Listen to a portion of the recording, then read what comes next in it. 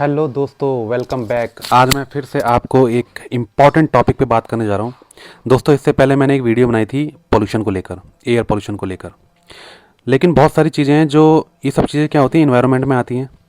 अब हम आज बात करेंगे इसका जिम्मेदार है कौन।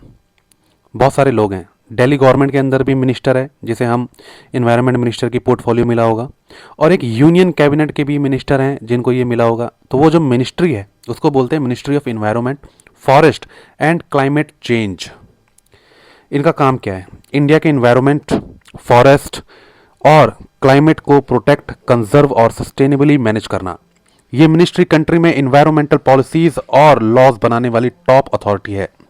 इनके भूमिका और इनके कार्य के बारे में बात करते हैं। पहली जो इनकी भूमिका है वो क्या है? इन्वायरमेंटल प्रोटेक्शन, यानी पर्यावरण की सुरक्षा। पहला पॉइंट, पॉल्यूशन कोई भी हो, एयर हो, वाटर हो, नॉइज हो, उनको कंट्रोल करना। इंडस्ट्रीज के लिए इन्वायरमेंटल क्लियरेंस देना, इन्वायरमेंटल इम्पैक्ट असेसमेंट करवाना जब कोई बड़ा प्रोजेक्ट, डैम, फैक्ट्री, हाईवे बन रहे हो। National clean air, Ganga air programme जैसे स्कीम चलाना। ठीक है दोस्तों, और इसके क्या काम है ये देखो। फॉरेस्ट कंजर्वेशन, वनों का संरक्षण, फॉरेस्ट लैंड का मैनेजमेंट और प्रोटेक्शन, इलीगल लॉगिंग, गैरकानूनी कटाई और एनक्रोचमेंट रोकना। एफॉरेस्टेशन यानी नए पेड़ लगाना, जंगलों को लगाना, उगाना। फॉरेस्ट राइट एक्ट के तहत ट्राइबल्स और लोकल लोगों के राइट्स प्रोटेक्ट करना। तीसरा, climate change, national action plan on climate change implement करना। कार्बन एमिशन कम करने के लिए पॉलिसीज बनाना। इंटरनेशनल लेवल पर क्लाइमेट नेगोशिएशंस का रिप्रेजेंटेशन करना। रेन्यूएबल एनर्जी और सस्टेनेबल डेवलपमेंट का प्रोटेक्ट करना। देख रहे हो कितने सारे काम हैं यूनियन कैबिनेट मिनिस्टर के। यहाँ देखो, वाइल्ड लाइफ प्रोटेक्शन, वन्य जीव संरक्षण, wild life sanctuaries, national park और टाइगर रिजर्व का मैनेजमेंट। इंडेंजर्ड स्पीसीज जैसे टाइगर, हाथी, गैंडा, इनको प्रोटेक्ट करना। वाइल्ड लाइफ प्रोटेक्शन एक्ट 1972 के तहत गैरकानूनी शिकार और व्यापार को रोकना। Environmental laws and regulations, important laws जिनके लिए ये मिनिस्ट्री रिस्पॉन्सिबल है। Environment protection act 1986, forest conservation act 1980, wild life protection act 1972, air presentation, air का जो होता है उसका प्रिवेंशन और controller of pollution act 1981, water के लिए प्रिवेंशन और कंट्रोल ऑफ पॉल्यूशन एक्ट 1974।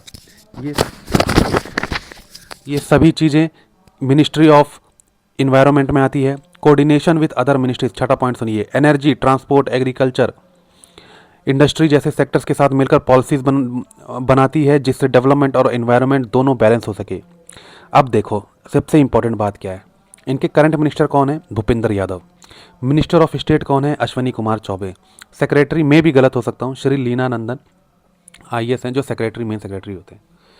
दोस्तों, सबसे बड़ी जिम्मेदारी इसी यूनियन मिनिस्ट्री की है, लेकिन मजाल है कि कोई इनसे सवाल कर सके। इनका कोई चेहरा नहीं आ रहा। दिल्ली सरकार की गलती नहीं है, उनके पास बजट कम है, ट्रस्ट मी।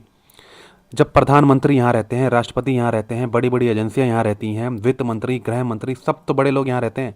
क्या इनको शर्म नहीं आ रही है कि इनको धुआं नहीं लग रहा? चीफ जस्टिस ऑफ इंडिया को धुआं नहीं लग रहा?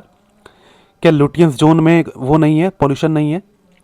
सिर्फ और सिर्फ इस व्यक्ति को आपको जिम्मेदार ठहराना चाहिए। हर जगह मोदी काम नहीं कर पाएंगे। आपको प्राइम मिनिस्टर को गाली नहीं देनी, आपको दिल्ली गवर्नमेंट को नहीं देनी।